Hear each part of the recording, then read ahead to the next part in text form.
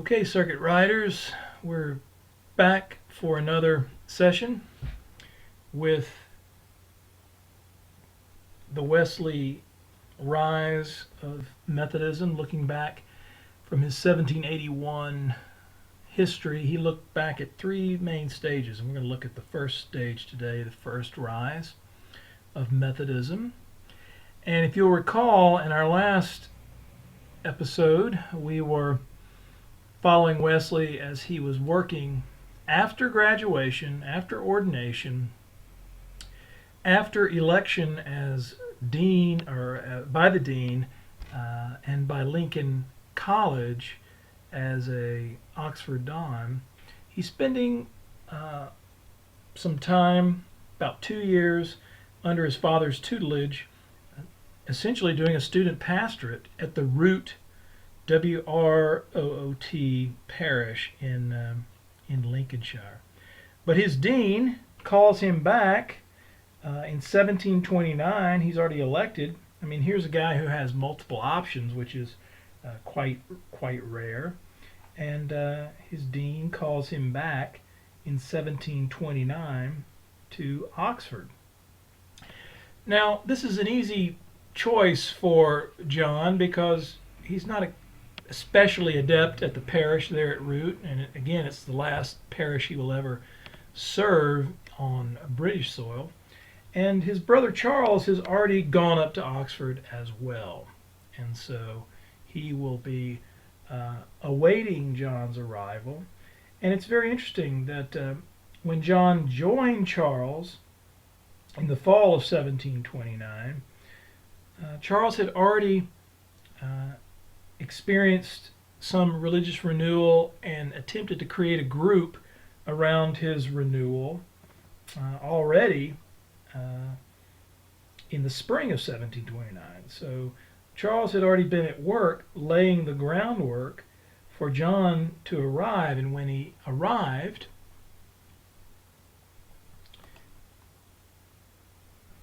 the Holy Club begins with the work of Charles.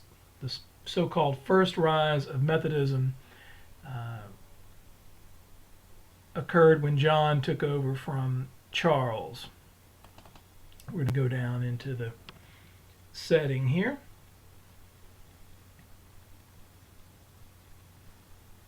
The Oxford Holy Club. And this is at Lincoln College, which, as you see here, exists on the map here. Now, one of the key pieces was that both John and Charles were still striving after an experience of holiness that their mother set them up psychologically and theologically for. And this was a kind of mysticism that caused them to look inward, but also at the connections of how that inward mysticism would play itself out in the social settings. And this way, the law of God would be met and appropriated. And so the attempt was to find outer social expressions of serving the poor and visiting prisons in order to ratify, validate, confirm their inner impressions of piety and of God's acceptance, an inner disposition necessary to please God. So the attempt to follow God's law was an important part of that. You can see from a number of maps here.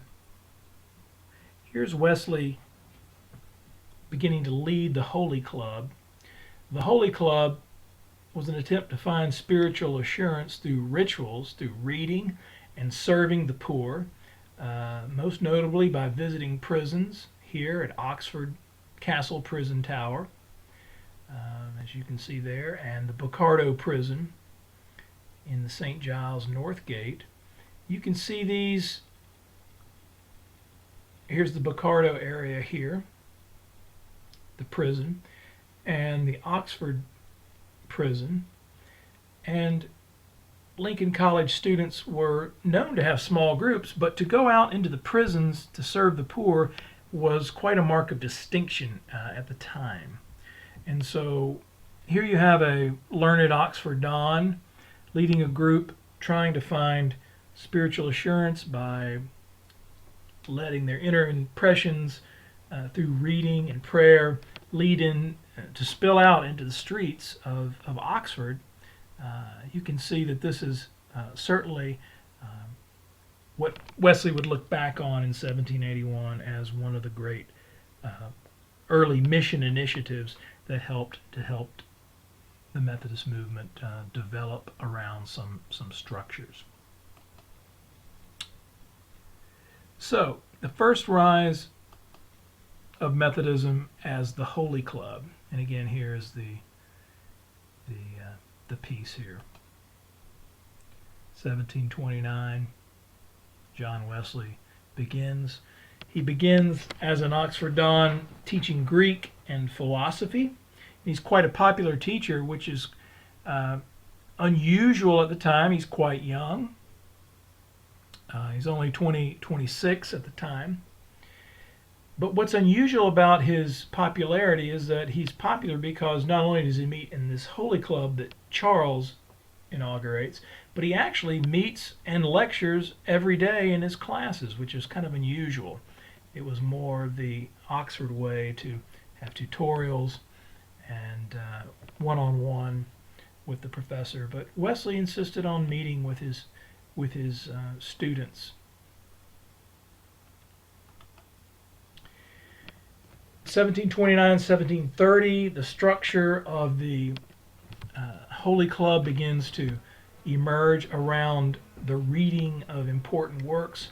William Law wrote a book called The Serious Call to a Devout and Holy Life that stirred the group to think about God's own law and that inner disposition that reflects living by that law as a way of life to please God, and that God's law was not judgment but was a way of grace to lead one to a holy life. This inner holiness working itself out in outward expressions, into outward wholeness for not only individuals within the group here in the Holy Club, but also to work and to spill out into the prisons and with the poor. And this marked out the Methodists in the Oxford Holy Club as a unique group, and that's how the word Methodist was attached to the group. It was a term of derision used to make fun of the Methodists because they used methods to be faithful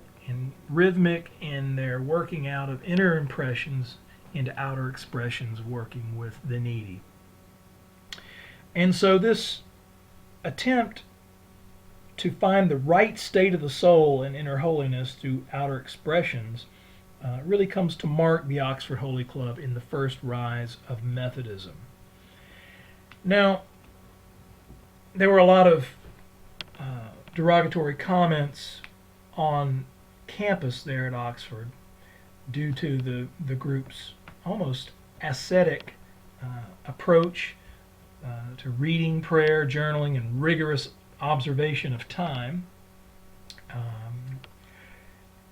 And this was confined to the campus until one of their members, a man named William Morgan, who actually led in the work spilling over into the prisons in particular, died of what later was known as tuberculosis. But William Morgan's father accused the Holy Club of creating methods, ascetic methods, that led to his son William Morgan's death.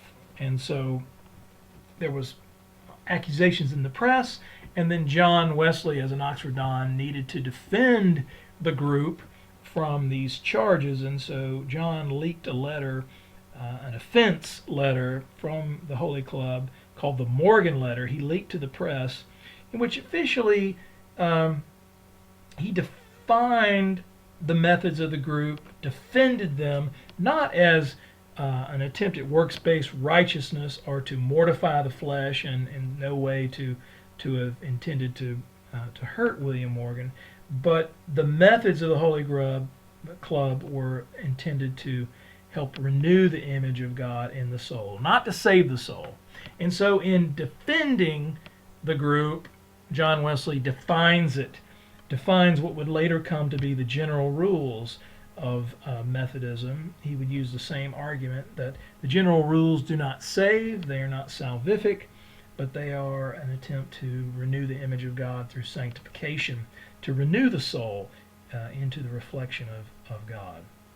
So from the fall of 1732 through early spring 1733, debates raged in the press, and the name Methodist attached to them because of these debates. But Wesley was able to turn the debates to his advantage, and he sharpened his views on methods that would launch and nourish the Wesleyan revival and help underscore the need later as the organization took shape to provide structure to encourage the renewal of the image of God, that methods were needed to bring grace and faith into public expression. John learned through this period the principle, do what lies in you and God will do the rest. It set a pattern for much of Wesleyan's theology, defending it ad hoc against various accusations, helped to shape and define the theology of the missionary movement, the Wesleyan revival, as iron sharpens iron. You can see here that in German, John is lecturing to the Holy Club. He says, "Friends, let us not grow weary to strive after holiness." This is the sanctification axis of his teaching. In his last book, Mr. William Law describes the goal of holiness to strive for as our deep goal, and that the law helps us. The law of the Hebrew Scripture helps lead us in this direction. It's not to be abrogated or to be set aside by grace. But later on, John would sharpen these own understandings, but he would never quite leave the notion that the Wesleyan revival needed groups guided by methods to open the path for grace to be expressed and to be proved through works. And so there's always a hint of Pelagianism according to strict Reformed theology that is an open charge to the early Wesley. His preachers here say, yeah, and we should also be impressed that some of us shall be, with religious suffering, be asked to serve. We shouldn't forget the love of our neighbor as our task. And so, first rise of Methodism creates impulses and ideas to defend the movement as Wesley begins a mission from the academy, ironically, into the surrounding area and among the poor. Themes that would endure throughout Methodism as it goes forward.